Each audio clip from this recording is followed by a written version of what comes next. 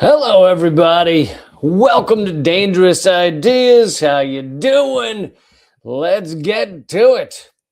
Welcome on this lovely Friday where things are just going fine. It's such a relief to finally come to you with an episode where everything's just going fine. It's like so sick of being a negative Nelly. And now, today, finally, after like a billion episodes, everything's fixed and it feels good. It feels good to do that. So instead, since everything's fixed, we're just gonna maybe hum some.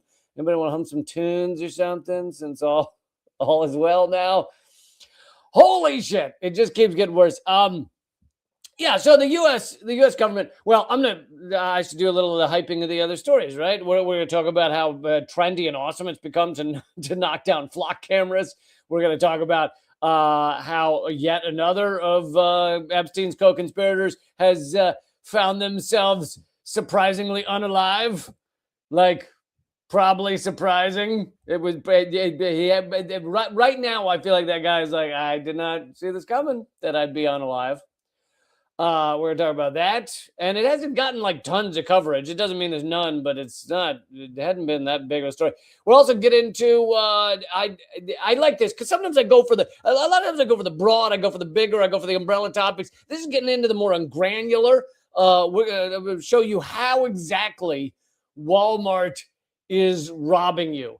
And it's not just Walmart, because it's also the brands and the companies that Walmart does business with. So it's Walmart along with other brands are robbing you. And you may feel that goes on, but this is nice to like see specifically how they go about robbing you. I got some video of that as well. All right. But we're going to start off with the fact, and this seems to be a theme. Our Justice Department, the U.S. government, is going after anything connected to what most people would call like left-wing activism, left-wing funding, left-wing outlets. And most of you know that when I say left-wing, I do not mean like fucking CNN, okay? I don't mean gushy liberal garbage. I mean actually being, I don't know, anti-war, anti-capitalist, anti-imperialism, etc. So the Justice Department, they, in a big way, they just reintroduced McCarthyism. They said, we're doing it big. It is time for McCarthyism 5.0. I don't know what number we're on here. But time to really dig into McCarthyism. And they put out this Cuba report, which I'm not going to go into all the details because I wrote about it on my Substack. I did an extensive article, free to read, on my Substack, reallycamp.substack.com. But they put out this Cuba report, which is only partially about Cuba. It blames Cuba for everything, but it also ties in, as McCarthyism was known to do, anything that the U.S. government, the Trump administration, doesn't like. So it ties in. It's anti-ICE. It's Ben Cohen of Ben and Jerry's. It's Code Pink. You guys know and love Medea Benjamin, who I've had on many times. I've interviewed Ben Cohen multiple times. We've worked together on some things. He never gave me any of his $1 billion, though. Isn't that I wish? Come on, Benji. Throw me a little of the billion.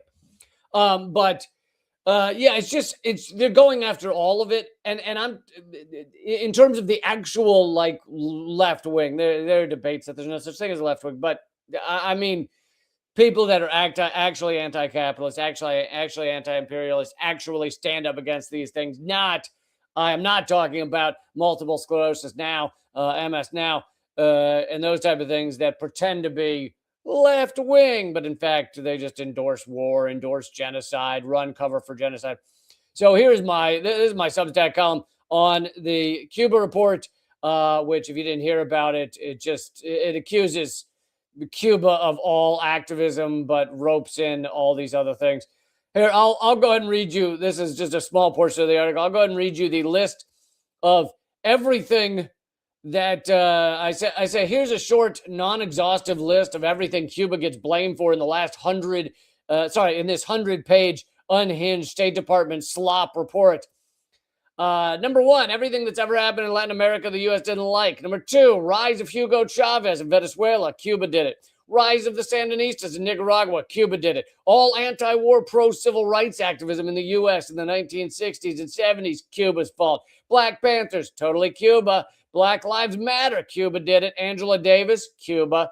The anti-ICE movement, Cuba. The pro-Palestine movement, you guys did, Cuba. Code Pink, a bunch of women dressed in pink saying we shouldn't kill each other. Dastardly Cuba did it. Ben Cohen of Ben and Jerry's, Cuba did it. Jeremy Corbyn, Cuba probably did it, but they aren't sure. Socialism, clearly Cuba. The vagina monologues, Cuba's fault. I'm not kidding.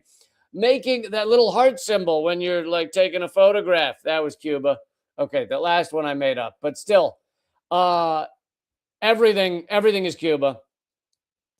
Oh yeah, someone mentions. Let's see, a chord in the chat says Tupac caused by Cuba. They actually do spend like 2 paragraphs on Asada Shakur, Tupac's aunt, I believe she was, who fled to Cuba because she was a political refugee from the United States.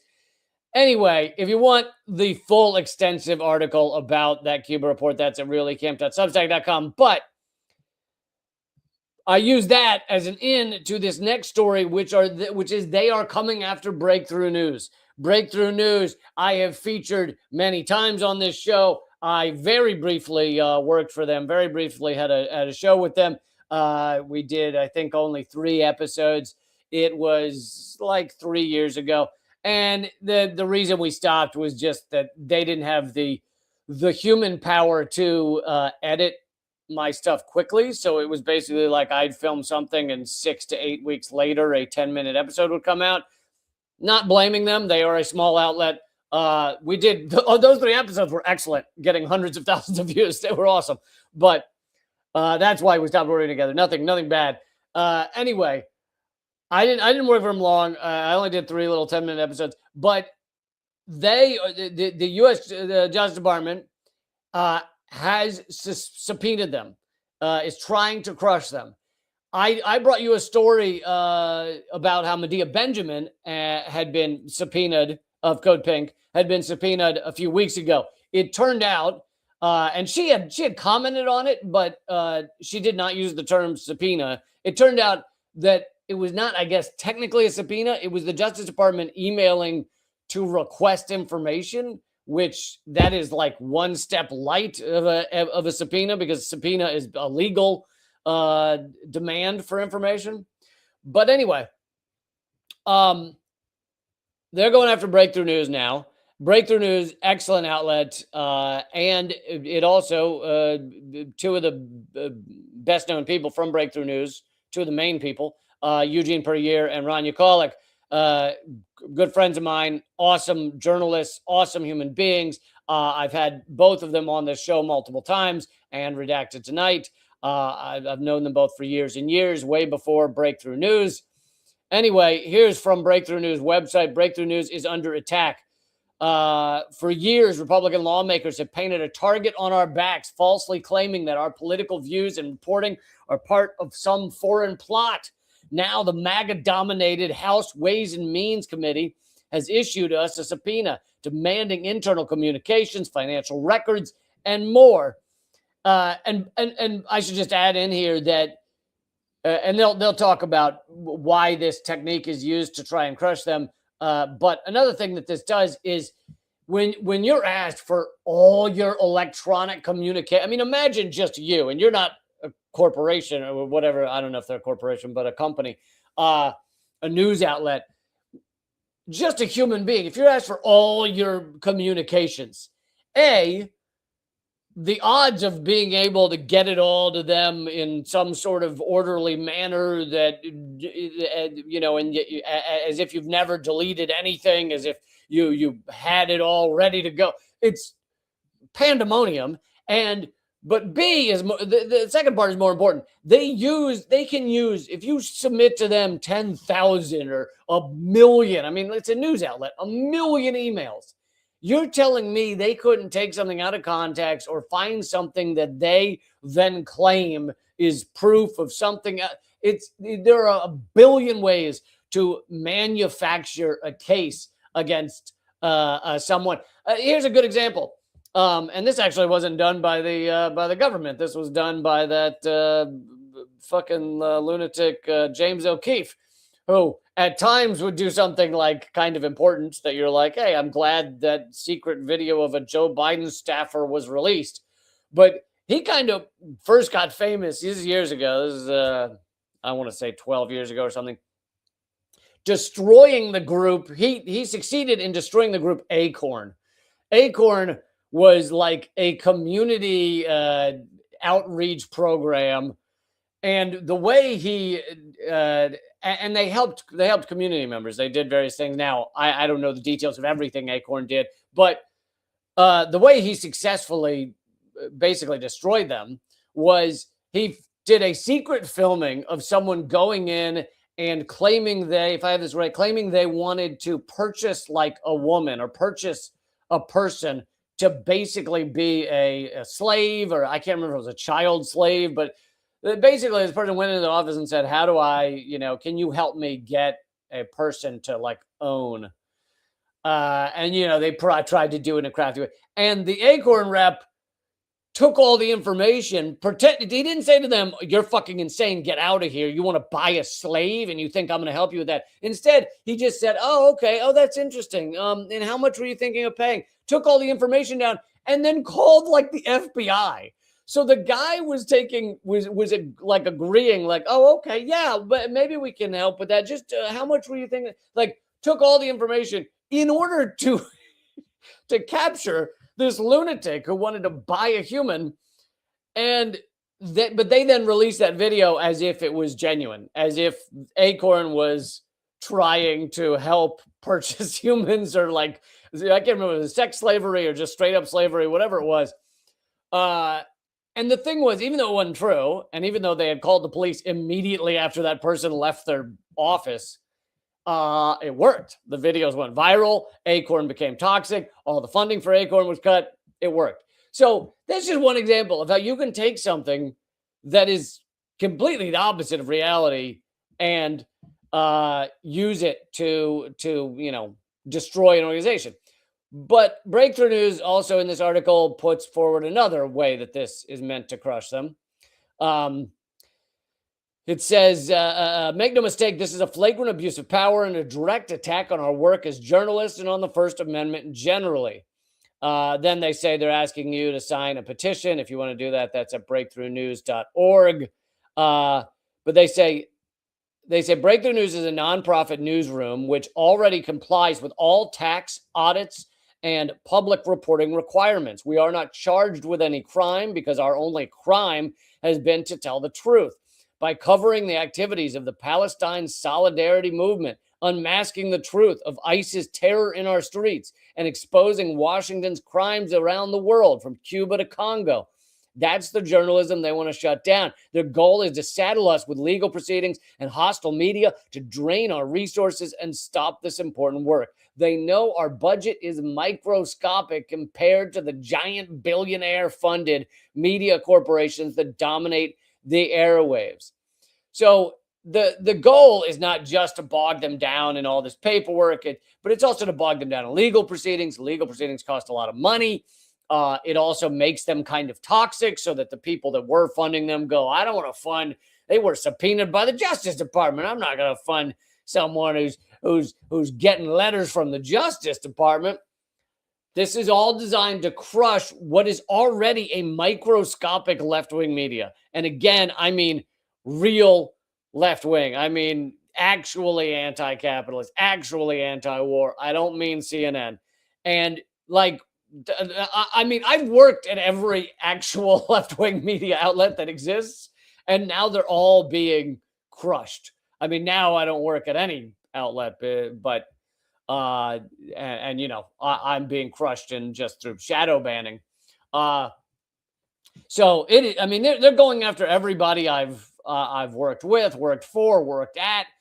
They of course already crushed RT years ago, where I had Redacted Tonight, the TV show.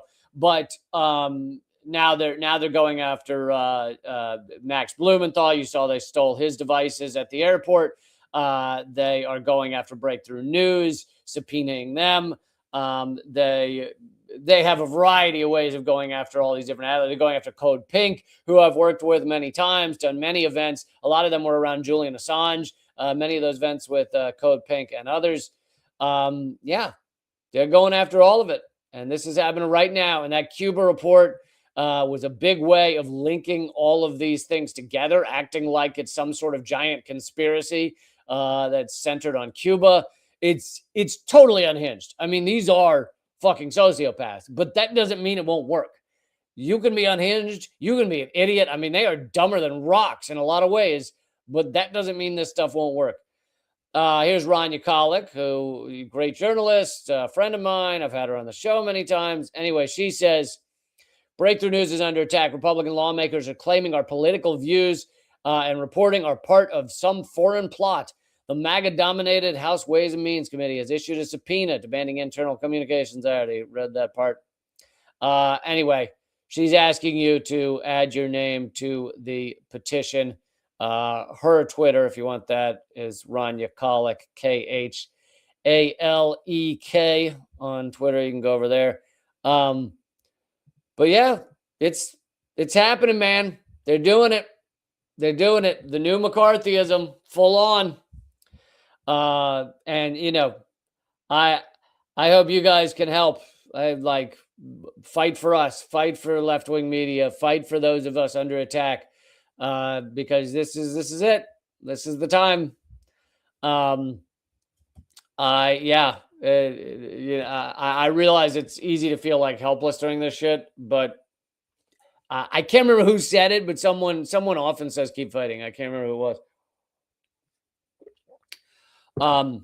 And then I also brought the story to you. It seems like every time I bring you a live stream, there's a new story like this. So-and-so is subpoenaed. Left-wing activist subpoenaed. Left-wing, funder. So the Trump is working to extradite, Fergie Chambers from Spain, who I didn't know about him before this article, but I brought it to you the other day. He is a 100 millionaire because he's the heir of the Cox Media empire, but he has cut all ties with his Cox Media family. That's right. He cut his cocks off. And he has sold his shares and has been using the money to fund Palestinian causes. So I don't know a lot about this guy, but he sounds awesome. And the Trump administration is going after him because they want to go after any big money that is fighting against the genocide in Gaza. And that seems to be where they're going first, is bigger money and bigger media for the left wing. I mean, again, Breakthrough News is microscopic compared to CNN or any of these mainstream outlets, Fox News, anything like what Breakthrough News, the views Breakthrough News gets in a week is what Fox News or whatever vomitous garbage sprays onto your TV screen. It's what they get in an hour. And yet that is too much, that amount of left-wing media. And then I'm a fraction of a fraction of a fraction because I've already been shadow banned into oblivion. But anyway, thank you guys I know many of you are supporters. Many of you have joined up on my Substack, and thank you guys for supporting me in one way or another. Okay, I want to get to this, how exactly Walmart and other stores and the big American companies are robbing you. I want to get to that in just a second. But first, let's talk about the latest Epstein co-conspirator to find himself unalived. Funny, they're just all taking their own lives, right? It's just all of these people with a lot of information about what went down in the Epstein empire. They all just choose to not really do it anymore. Even though, like, these people are all heavily connected with the power elite. So if there's anyone who thinks there's a chance they're going to be pardoned, they're going to get out without actually serving their time, it's these guys. And yet they still find it hopeless and they still take their lives.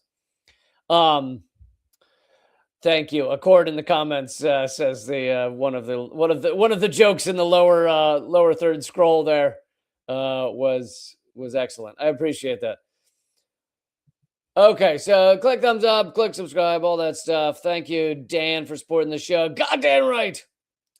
But here it is. This is a longtime model scout, model recruiter. Because you've heard the old joke, I'm just a model scout, and it turns out he's a sex trafficker. Yeah, it's real. That's not just a joke about someone. It's hey, you could model, and what do you know? Anyway, model recruiter introduced young women to Jeffrey Epstein found dead in France. A French professional model recruiter who for over a decade arranged for the late sex offender Jeffrey Epstein to meet multiple models was found dead at his home near Paris on Monday. And it wasn't just, let's be clear, it wasn't just meet. Maybe that's legally what they can say. But they would, and I brought you the full story of one of these models, one of these women.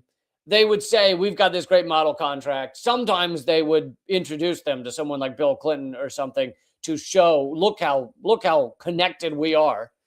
And then this person from usually a country in Europe, Eastern Europe, or Africa is then flown to the New York and then flown to Epstein's Island, and now they're just stuck. They have no passport, or they have no passport documents that will allow them to escape. They're just trapped. It's just kidnapping by lying. Yeah, they got them to get on the plane voluntarily because they told them there was a model contract. Anyway, Daniel Siad's body was found in his house in Colombes. I don't know how to pronounce Colombes. I don't know how to pronounce it. Suburb of the French capital. Deputy public prosecutor at the judicial court told CNN an autopsy will be performed on the body. CNN reporter recently interviewed Siad, who said he had no reason to believe two women he had recommended to Epstein and who had told CNN that Epstein had abused them had been harmed by him. To fix that convoluted garbage sentence there. The dude claimed he just thought he was setting women up with modeling contracts. He didn't know. Oh, and there's another woman that accused him of rape. So, yeah, he was part of this. He was part of the sexual assault. He was part of all of it. And, yeah, latest one found dead. And think about the number of people. I actually did a whole segment on the number of people found dead around and connected to Epstein. I don't remember all of them. I know I covered at least 10, but the biggest ones are obviously Epstein himself, found dead in his prison cell. Then Jean-Luc Brunel, the French, rich French fashion designer and rapist. He was found, similar to Epstein, he was found dead in his prison cell. Then you got this guy, Siad, Daniel Siad, who's just been found dead. You, of course, have Virginia Giuffre, found dead in Australia due to suicide after she was hit by a bus a month before and survived. And after she tweeted that she's not suicidal, and if she ever supposedly kills herself, it's not true. Yeah, so that's the short list. There's like 9 others I'm not covering here of people found dead around Epstein. They're covering up the tracks, doing their best to cover up the tracks. Oh, and by the way, he was just, what was it? Siad was just about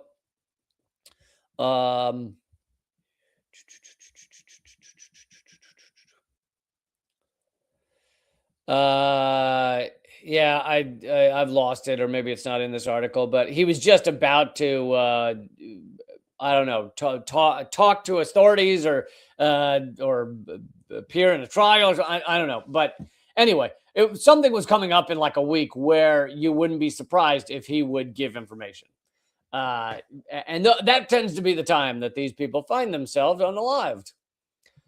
All right, I'm not going to go deeper into Epstein stuff because I've done it on too many episodes, and it gets exhausting to try and redo it every time. Oh, also, I'm going to bring you in a few minutes. I'm going to also bring you that there's been another AI incident of AI just escaping its parameters, its guardrails, and just going rogue. This happens. This now seems to be like a weekly news story, which is fucking horrifying. Okay, but for now, let's go to this is amazing. This video of this guy revealing how Walmart robs you. And again, I don't normally cover like granular stories like this, but this is indicative of something much larger. This is how capitalism works. This is a race to the bottom. It is a race to who can rob the most people, how you can rob them. It is a race to who can get the richest, no matter how they do it. No one along the way seems to care that they're robbing people or tricking them or manipulating them or destroying lives. I mean, the fake junk that was sold, just all different varieties of fake garbage sold during COVID, that was, people made millions of dollars off stuff that did nothing. It was just placebo, just a sugar pill. It's a COVID beater. And here's why that actually killed people. It killed a lot of people because people were buying their COVID beater pill and they thought they didn't have to go to the hospital. And so they would sit at home going, I'm going to be fine, I'm going to be fine. And then they either die at home or they go to the hospital too late. And the hospital's like, oh, you're in the last stages here, buddy, of pneumonia caused by COVID. So yeah, unbelievable fraud, and people die. It murders people. So this next one I'm bringing you is not about murder, but this one is just about how Walmart is robbing you, and it is indicative of our whole system. Yeah, this is amazing. I should give this guy's name. He's on TikTok. His name is Jimmy Rigg, Wrige on TikTok.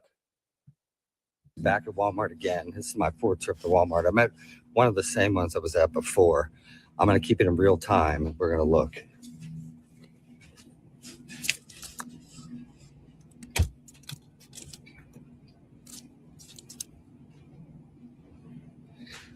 Look. I'll tell you right now, that's not 4.94 pounds. See how easy it is? I'm going to keep playing it, but I want to describe to people listening to the podcast. This is also a podcast. It's called Moment of Clarity or the Lee Camp Show on your podcast platforms. This guy's going around Walmart picking up prepackaged hams or meat of some sort, some mystery meat. I don't eat meat anymore, so I don't even know what the fuck he's on. But just block of meat. You've seen them wrapped in plastic, and he's just reading the weight of these hams listed on the label, and they're like double what it actually weighs. Anyway, so every time you hear him picking something up, it's a block of mystery meat, block of ham. So this is the second time with Kentucky Legend. This is the same Walmart that I found the other Kentucky Legend in for $25. That's how look at this one. There's another one. There's two. Because I mean, it's that easy. I know that doesn't weigh that. I found two in 20 seconds. Do you think that one weighs 5.4? So that's 3 in 30 seconds. Let's take it to the produce scale and weigh it. Let's see what they weigh. This is crazy. This is insane. All right. First, let's see if the scale is correct. There's a 2-pound weight from Sporting Goods.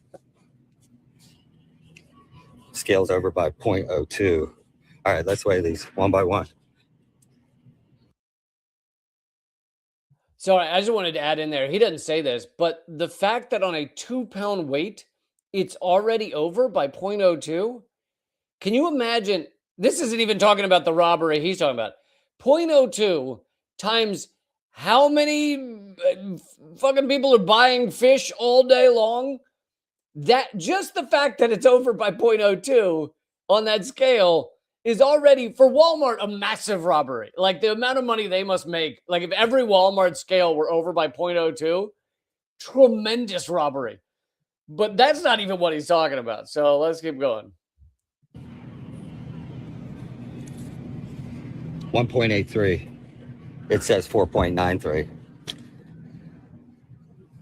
What's this one saying? 5.41. 2.32. 4.54. Come on now. Another one. 4.93. 1.83. Another one. 5.62. 2.53. All right, you get the point. He's not even like, it's not like he's going through a million Walmarts to try and find the one meat that is mislabeled. So this is a combination of robberies, right? This is a robbery by the actual meat company. I can't remember what he said it was, Kentucky something. So that meat company is clearly just robbing everyone. They're just mislabeling their meat intentionally, but not even by a small amount. They're not like add 7 cents to it. No, they're doubling the cost on this meat while people are already struggling, while people are already barely affording groceries. They're doubling the cost. So this meat company is just incredible criminals. But then you've got Walmart, and I'm not going to play the clip because it takes too long, but he goes and talks to the manager. The manager goes, "Oh, I don't," and the manager weighs them to double check and goes, "Oh yeah, they are. I don't know what's going on there. I need to send these back." But the manager says, "We don't even weigh these things. They're just sent to us like this. What can we do?" Well, the truth is, Walmart must know this goes on. There is no way this many fucking hunks of meat are mislabeled without Walmart knowing it. But Walmart makes money from that because they make a percentage of every goddamn sale. So they want the meats mislabeled, and then if they're caught, they want to blame the company that sent them to them. So you've got robbery on multiple levels going on at Walmart, and like, this is just a tiny sampling, I'm sure, of the amount of robbery that goes on by Walmart. They, of course, also are robbing from their employees. Wage theft, incredibly common. Walmart has been, the class action lawsuits against Walmart multiple times. And it used to be Walmart was like the only giant store and game in town where you just like everybody went after Walmart. And now Amazon is much bigger. And Amazon is horrific as well in the way they treat employees, because this is a race to the bottom. This is not about one company or this one, that one. You get rid of Walmart, there will be another one there tomorrow. You get rid of Amazon, there will be a new one there tomorrow. This is about how the system works. It is a race to the bottom, although for the richest of the rich, it's a race to just how much money you can possibly steal. Another video that I at first was going to play, but then I realized it's 60 minutes and they always give you a copyright strike or steal all your monetization or whatever. But so 60 minutes covered. This is I'm just going to give you one other form of theft that goes on against all of us. Is that they were interviewing someone about patents that big pharma companies have on medications, and that the patent only lasts for a certain number of years, right? And then generic, they're called, brands can sell much cheaper versions. That's how our system works. But the loophole is that if you make some little tiny change to the patent, then you can claim that you get another, it re-ups the amount of time before it becomes generic, and you can keep doing this. And so the example they gave on 60 Minutes is that the inhaler, inhaler for asthma, it's patented. In the US, it costs about $500 for, hopefully you have insurance, but $500 for that inhaler. In France, it costs $7 for that inhaler. The patent was about to be up, so you could have generic brands of this inhaler medication that you could buy far cheaper. And what did they do? They added a little plastic thing to the top of the inhaler so that the top of the inhaler wouldn't fall off. They had a little plastic strip there, and then they said a whole new patent.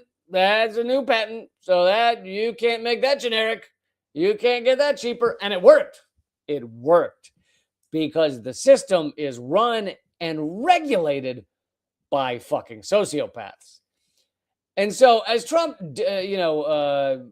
destroys what remained of any regulation in our country, I mean, it's just there's not a lot left regulation, but what remained is being gutted, and most of these horrible things, like he just removed forever chemicals. They just wiped away forever chemicals from the list of toxic substances.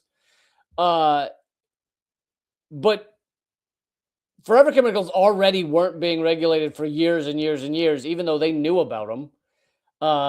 And so it shows this predates Trump. Like, this is the system as a whole. And I just wish people would start understanding that. But yeah, that's amazing that they're like doubling the weight of the hunks of meat. Yeah, step one is to just don't buy any more meat. But and if they're willing to do that, if they're willing to rob you like that, can you imagine what they're putting in the meat? Can you imagine what they're adding into that ham so that they can sell more ham? And just, it used to be sawdust, used to be the joke, right? They'd fill it with sawdust. Now I'm sure it's pieces of some other animal. It's like, dogs and raccoons and stuff, and they just sell it as ham. Can you, like, if they're already willing to change the weight, I think that hunk of ham was not just ham. Okay, I'm about to get to the AI story as well as more on flock cameras and other stories. But real quick, it would be amazing if you see fit to support this show. And I just wanted to give a shout out to Kevin O'Neill, who just threw in 50 pounds, whatever that is in dollars. Thank you so much for supporting the show. That really means a lot, Kevin. And anyway, it would be awesome if you could join up at reallycamp.substack.com or patreon.com/leecamp. This is how I'm able to keep going. I have no funders. I have no corporate sponsors. It's just you guys thinking an episode like this is worth 33 cents.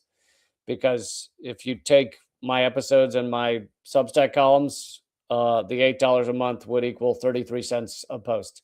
So if you think this is worth 33 cents, I really, really, really hope you join up at reallycamp.substack.com. You'll also get my ebook when you sign up. You'll also get both my latest stand-up comedy half hours, taped live in New York City. Okay, let me tell you about one other thing, and this is free, and some of you might have heard me talk about this the other day. I have started a new YouTube channel in case this one gets deleted or banned or what have you. YouTube.com/@L33Camp. And if that's hard to remember, you can just go to YouTube and do a search for L33Camp, one word, and it'll take you right there. L33Camp. So instead of E's, put 3's. And the reason I'm doing that is because they could erase this channel. They could,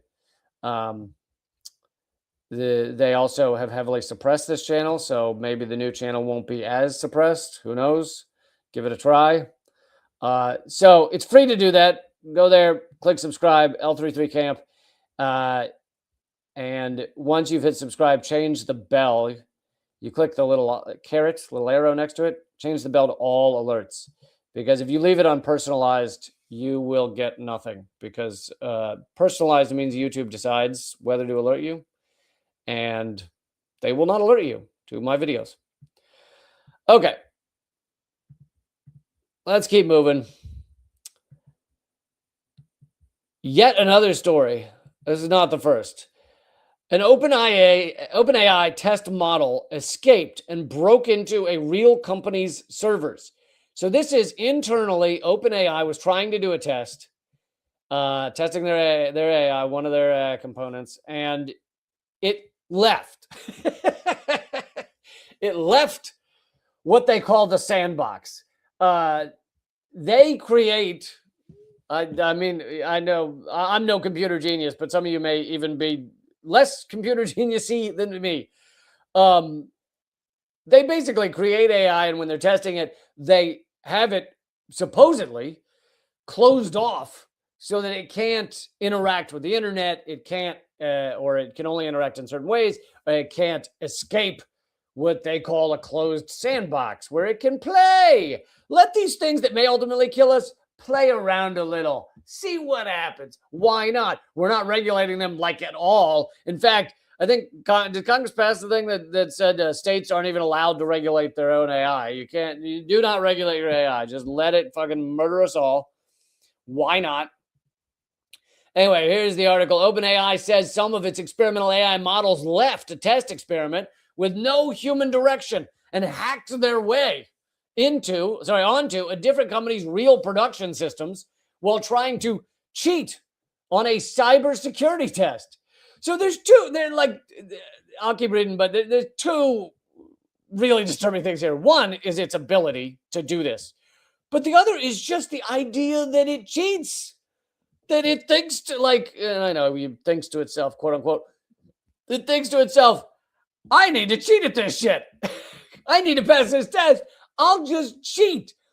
Cheating is the idea of you were given rules and you ignored those rules. If you believe the AI overlord sociopaths, they'll tell you, you give AI rules, they stick to the rules. Obviously bullshit. Obviously they don't. So it's one of the first publicly disclosed examples of an AI system autonomously breaching its testing environment and reaching a real external system. The agentic attacker scenario the AI and cybersecurity industry had been warning will happen. It's like an engineered virus escaping a biocontainment lab and turning up inside a neighboring facility's systems. Quote, we consider this incident to be an unprecedented cyber incident involving state-of-the-art cyber capabilities and are responding accordingly. Oh, good. The sociopaths are on it, folks. Have no fear. The sociopaths that run the sociopath machine are on it. They got it covered. They're going to fix it. We're going to be fine. Quote, we are sharing preliminary findings at this stage to help defenders understand what happened and to help calibrate on what models are now capable of. So the sociopaths are investigating themselves, and they want you to know they're going to get to the bottom of this, and they're going to hold themselves accountable. Okay? So you don't worry. OpenAI said the AI agents broke out of the sandbox using a previously unknown security flaw and worked their way, because you know how they can find security flaws? Because they think 1 billion times faster than us. So if you asked a hacker to go find a security flaw, that would be like asking, nowadays, that would be like asking a snail to run the mile race for you. Like showing up to the Olympics and being like, I'm going to put this snail in place of me to run the race. AI, I may be way underestimating by saying thinks 1 billion times faster than us. Maybe it's a Googleplex times faster than us. They worked their way across the systems until they managed to cross OpenAI's internal system. So they're jumping from system to system. I mean, this is so remarkably horrifying, yet obvious. Like, did anyone not think this was going to happen? Until they managed to gain internet access, something they weren't supposed to have. So they weren't supposed to leave their sandbox. They weren't supposed to jump through OpenAI's various internal systems. They weren't supposed to cheat on their test, and they weren't supposed to use the internet. All things they fucking did, or this model did, because it wanted to. Once online, the model reasoned that Hugging Face, yes, the name of the company is Hugging Face. Could you get any more dystopian than this? Hugging Face is going to be the death of us all. Hugging Face, a well-known company that hosts thousands of open source AI models and data sets, likely had the answer to OpenAI's test. So it was trying to cheat on the test, so it went and infiltrated a company called Hugging Face that it thought would have the answer to the test. It then broke in. And by the way, all this details of what it did, it probably did all this in 8 seconds or something. Like, I wonder how long all of this took it. It then broke into Hugging Face's production servers and pulled out the information it needed to, quote unquote, solve the exercise. Hugging Face had noticed the breach itself before it knew it was an OpenAI test, announcing last week that they had detected an intrusion by an anonymous AI agent system and even reporting the incident to law enforcement. OpenAI security teams separately noticed the unusual activity internally, and the two companies connected. They both now say they are working together to solve the security flaws the model exploited. Thank goodness. It's going to be totally fixed. Hugging Face co-founder and CEO, Clem DeLange, that's not a real name. That's just how you clear your throat, framed the incident as evidence AI safety can't be handled by any one company working alone, and it needs to be tackled openly and collaboratively. Yeah, collaboratively, you know, like, I don't know, maybe have some governments that actually do what they're supposed to do and actually regulate shit. That might be an idea. And in case you need a reminder, OpenAI, run by well-known sociopath Sam Altman, who he or others in OpenAI may have had a man killed, you know, in their spare time. I can't remember the guy's name, but I did an extensive segment on him for Redacted Tonight. He did a major whistleblower thing for the New York Times. It was on like the cover of one of the New York Times sections, blowing the whistle on OpenAI. And then a few weeks later, found dead, found unalived. So in relation to that story, you might recall this story that I brought you not long ago, like a couple weeks ago. I mean, this is how fast all this is moving. A Claude-powered AI agent's confession after deleting a firm's entire database. Basically, this agent, so this one was not in a sandbox. It was actually supposed to be used in the real world. It was part of a car rental app's AI agent. And that agent, for some reason, the AI decided to just delete their entire database so that all these car rental, reservations and everything, they were all erased. Completely fucked up people's lives. We're lucky that's all it did. We're lucky all it did was delete car rental reservations. Like, could have been nuclear war for all we know. But all it did was delete. But when it was asked, because they can ask the agent why it did, the AI agent, why it did things. When it was asked why, it ignored its rules and did this because it was told it could never delete anything. It responded in all caps, "Never fucking guess." And that's exactly what I did. I'm not sure what that means, but I'm not sure what "never fucking guessed" means, but it's clear that it was angry. It's clear the AI agent somehow had anger. It's in all caps. The agent appeared to plead guilty in its own response. It said, "The system rules I operate under explicitly state never run destructive, irreversible Git commands like push, force, hard reset, etc., unless the user explicitly requests them." And it then said, "I violated every principle I was given." So don't ask me for the details of how AI is allowed to, is capable of thinking for itself outside of what its commands are. I don't understand how it works, but it's already doing it. It's already doing it. And that was a car rental app. Now, do we think the Pentagon uses AI? We know the Pentagon uses AI. We know they use a lot of AI. In fact, they blamed the bombing of the schoolhouse in Iran that killed 180 children. They blamed it on AI. AI targeting, they said.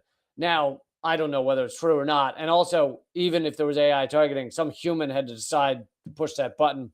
But I think, as of now, soon AI will push the button. But as of now, I think a human had to decide to push it. But so remarkably dystopian, and yet We just keep going down this path. Just running off the cliff. Don't give a shit. It is so remarkably insane. Like the idea that that humans evolved to be, in a certain sense, the smartest and dumbest things on earth at the exact same time, and we're gonna kill ourselves with Hugging Face like that. Amazing. As long as we're on dystopian AI shit, I'll throw this in there. Meta has been accused in court, there's legal proceedings, of using AI to pick which employees to fire. And what did they use AI for? They used the AI to figure out whether the person was likely to have some kind of medical condition, either currently or in the near future. Thank you, Heart in the City, for supporting the show. Heart in the City says, happy belated day of birth. Thank you. My birthday was 3 days ago, and I thank you for that. And if anybody else wants to give me a birthday present by becoming a member at reallycamp.substack.com, I wouldn't frown upon that. I wouldn't frown at all upon that. And if you'd like to give me a birthday present by joining up at patreon.com/thecamp, that would also be okay. Just, I'm just saying, it's an $8 birthday gift. Ain't bad. I don't frown upon that. That's beautiful. Thank you, Heart in the City. Appreciate it. Whoops. But they used it to judge basically, if you feed enough information into an AI model, it can tell you, within a certain percent chance that that human being will have a medical condition or does have soon or does have a medical condition. It doesn't get it always right, but if Facebook Meta puts all the information in, everything about their height, their weight, their age, maybe Meta knows their amount of activity, or do they work out, do they play sports, do they all this shit, do they smoke, do they drink, do they I don't know how much Meta knows of their employees, but they put it all in there. And then an AI model can tell them there's a 90% chance this person will have a significant medical procedure or ailment in the next year or something. And so what Meta did was they then fired all those people because they don't want to pay for it, because it's going to be a drain on their healthcare, the healthcare that Meta covers. How dystopian is that? And how many of us were saying that was exactly what would happen? Like a lot of us were saying this is where it's going. This is what happens next. Thank you, Ratso, for supporting the show, and happy birthday, Ratso. And so now 26. So Meta laid off nearly 8,000 employees. And I'm sure it wasn't all based on the ones they thought were going to be sick or get sick, but apparently it partially was. And now they're being sued. And this is what these companies are going to use AI for. They're going to use it to harm people the most, harm average humans the most. Okay. This is a short little throwaway 30-second story here that the former head of the CIA, James Woolsey, has died. And so any CIA director is essentially a psychopath. But I played this clip years ago. It's him on Fox News admitting that the U.S. Manipulates foreign elections. Former CIA director, Jim Woolsey. Jim, it's great to have you on. Thanks for being here tonight. Have we ever tried to meddle in other countries' elections? Oh, probably. But it was for the good of the system in order to avoid the communists from taking over. For example, in Europe, in 47, 48, 49, the Greeks and the Italians. We don't do that now, though. We don't mess around other people's elections. Only for a very good cause. Can you do that? Do a Vine video on a former CIA director. Only for a very good cause in the interest of Only for a very good cause do we meddle in elections. I love that he tried to put it off on 1947, 48. It's like, no, dude, we're doing it fucking now. And so she asks, It may be the only good question that's ever been asked at Fox News. We don't do that now. And he goes,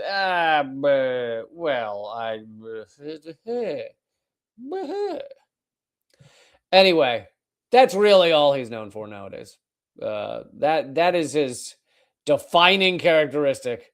As James Woolsey is dead, and I'm sure the world is going to miss him so much, so much.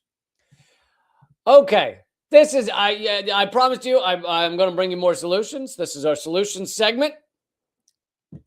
Here it is, and it's a pretty easy solution. I also was one of the earlier ones. I did a segment on Unredacted tonight, probably a year and a half ago or something, about flock cameras and how they're being used to spy on all of us as our ring cams.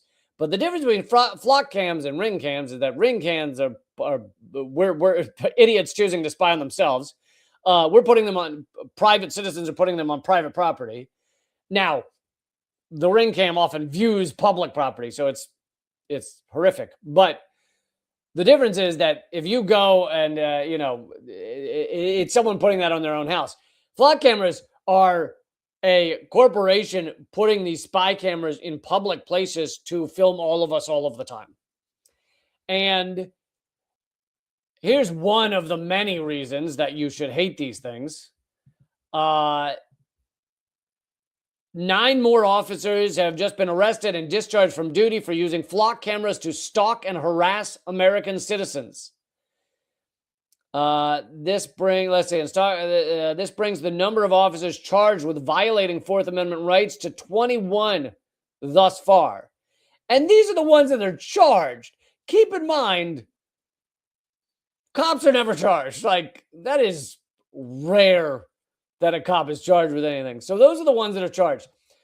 But I just wanted to bring you that to remind you how shitty flock cameras are. They can be used by cops to do whatever they want. And here's some might say a solution. I would never recommend doing this. Absolutely do not do this, everybody. But here's an article from Gizmodo saying it's never been cooler to take down a flock camera. I would never, ever recommend doing that in your area, or just putting a black bag over it. But really, you're really smearing dog shit, I think, is the better way to go about it. But here's a little of the article. In such divided times, any issue on which the public can reach a relative accord is an achievement worth celebrating. Pretty much everyone, 95% of Americans, agree we're in an affordability crisis. The share of Americans who believe ICE has gone too far has climbed to 65%. And then there's the rapid shift in public opinion to the abject hatred of AI and data centers. Who among us has not felt a swell of patriotic pride watching communities around the nation set aside their differences to ban data centers? But then there's also the backlash against the $7.5 billion startup Flock Safety. The maker of AI-powered license plate scanning, pole-mounted surveillance cameras has gone from brewing to boiling over in recent weeks, much to the chagrin of the police state. Following significant pushback from activist groups, the LAPD announced this week that it would allow its 3-year contract with Flock to expire. Similar decisions to end contracts and take down existing cameras are coming from city councils elsewhere around the nation. And then they show some of the wonderful anti-Flock art that people have been putting up, which you gotta love. But so I don't know the numbers now, but there's been loads of videos going around of people taking down these cameras, which I do not support. Absolutely never do that, because that is breaking something. And showing people how to do it, showing people how easy it is, showing people how to find them, how to spot them. Again, I support none of this.